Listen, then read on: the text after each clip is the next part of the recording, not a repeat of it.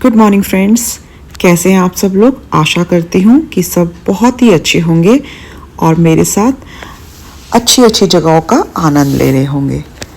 आज मैं आई हूँ हरिद्वार में, जो बहुत ही पावन जगह है, और यहाँ से मेरी यात्रा जो निकल पड़ी है वो बहुत ही एक रहस्यमय मंदिर की तरफ मैं जा रही हूँ, जो बहुत ही पुराना है, साथ ही इसमें बहुत सारे रहस्य भी हैं।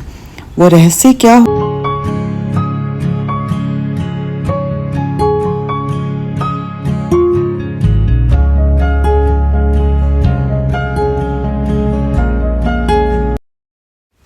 आज मैं आप लोगों को अपने साथ लेके चल रही हूँ दक्षेश्वर महादेव मंदिर, जो है कनखल में। आप अगर हरिद्वार की साइड आते हैं तो आप सिर्फ पौने घंटे से 1 घंटे के अंदर यहाँ पहुँच सकते हैं। इसकी मान्यता बहुत ज़्यादा है और ये बहुत ही प्राचीन और रहस्यमय मंदिर है। तो चलिए अंदर चलते हैं मंदिर के और आपको इसकी पूरी जानकारी देते हैं। कहते हैं कि जब ब्रह्मा जी ने सृष्टि की रचना की थी तो उन्होंने पृथ्वीलोक की प्रथम राजधानी कनखल की स्थापना की थी, और पृथ्वीलोक का प्रथम राजा अपने मानस पुत्र प्रजापति दक्ष को बनाया था। कनखल में ब्रह्मांड का प्रथम स्वयंभू शिवलिंग दशेश्वर महादेव हैं, जिसकी स्थापना स्वयं भगवान शंकर ने की थी। और ब्रह्मा जी ने कनखल में ही दशेश्वर महादेव मंदिर के ठीक सामने ब्रह्मेश्वर शिवलिंग की भी स्थापना की थी। मान्यता के अनुसार भगवान शिव पूरे सावन के महीने दशेश्वर महादेव मंदिर में विराजमान करते हैं और भक्तों का कल्याण करते हैं। ऐसे में सावन के महीने में श्रद्धालु भगवान की शिव के विशेष पूजा अर्चना करते हैं। सोमवार के दिन शिव पूजा का विशेष महत्व बताया गया है। ऐसा भी कहा जाता है कि पूरे सावन के महीने कनखल में जो महादेव होते हैं दक्षेश्वर में विराजमान रहते हैं, और फिर रक्षाबंधन के दिन वो कैलाश पर्वत के लिए प्रस्थान कर जाते हैं। धार्मिक मान्यताओं के अनुसार दक्ष प्रजापति ने एक यज्ञ का आयोजन किया था। इस आयोजन में राजा दक्ष ने सभी देवी देवताओं, ऋषियों, संतों को आमंत्रित किया था, लेकिन इस यज्ञ में राजा दक्ष ने महादेव यानी भगवान शंकर को आमंत्रित नहीं भेजा था। यज्ञ की कथा में राजा दक्ष ने भगवान शिव का बहुत अपमान किया था, जिसके बाद देवी सती ने यज्ञ में कूदकर अपने प्राण दे दिए थे। जिसके बाद भगवान शिव ने क्रोधित होकर अपनी जटाओं से वीरभद्र को पैदा किया था। भगवान शिव ने वीरभद्र को राजा दक्ष का सिर काटकर यज्ञ को ध्वस्त करने का आदेश दिया था। भगवान विष्णु, ब्रह्मा और देवी देवताओं ने भगवान शिव को शांत करने का प्रयास किया, लेकिन महादेव का क्रोध शांत ही नहीं हुआ। उसके बाद सिर कटे राजा दक्ष ने भी भगवान शिव से क्षमा मांगी। तब भगवान शंकर ने राजा दक्ष की माफी स्वीकार कर भगवान विष्णु, ब्रह्मा और देवी देवताओं के आग्रह पर राजा दक्ष को बकरे का सिर लगाया। राजा दक्ष के आग्रह पर भगवान शिव ने कहा था कि यहाँ दशेश्वर महादेव के नाम से गंगा जल चढ़ाने व पूजा अर्चना करने से सभी मनोकामनाएं पूरी होंगी।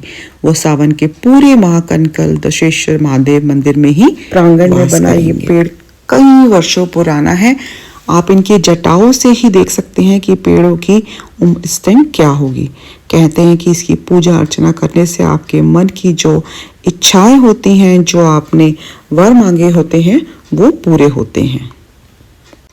मान्यता है कि इस जगह पर वीरभद्र ने दक्ष प्रजापति का सिर काटा था। दुनिया के हर शिव मंदिर में भगवान के शिवलिंग के रूप में पूजा होती है। बस यही एक मंदिर है जहाँ शिव के साथ दक्ष प्रजापति के कटे सिर की भी पूजा होती है। मान्यता ये भी है कि दशेश्वर महादेव मंदिर का शिवलिंग जो है धरती लोक के साथ साथ पाताल लोक में भी स्थित है।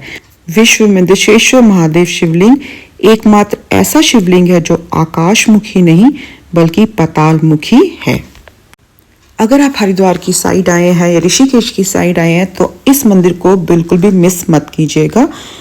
यह हरिद्वार से 4 किलोमीटर दूर है, कनखल में स्थित है, और हरिद्वार से बस या टैक्सी द्वारा भी आप यहाँ पहुँच सकते हैं।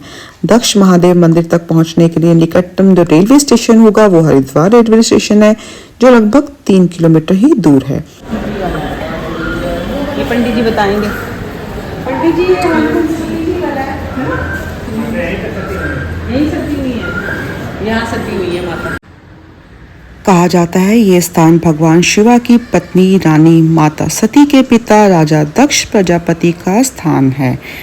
दक्ष 14 प्रजापति में से एक प्रजापति हैं और प्रजापति किसे बोला जाता है? हिंदू संस्कृति के अंदर सृजन करने वाले देवता को प्रजापति कहा जाता है और प्रजापति ही सृष्टि के निर्माण और रक्षा का कार्य करते हैं और राजा दक्ष उन्हें 14 प्रजापतियों में से एक प्रजापति हैं और राजा दक्ष को ब्रह्मा जी का मानस पुत्र भी माना जाता है और यही वह स्थान है जहाँ राजा दक्ष रहा करते थे और कनखल उनका राज्य था। वैसे तो यह स्थान अति प्राचीन है लेकिन बीच बीच में इसमें काफ़ी बदलाव होते गए। सन 1810 में लाडोरा की रानी धनकोट ने इसका द्वार करवाया और फिर 1962 में महानिर्वाणी के साधु ने फिर इसका कुछ सुधार किया और इस प्रकार से समय समय पर मंदिर बेहतर से बेहतर होता चला गया।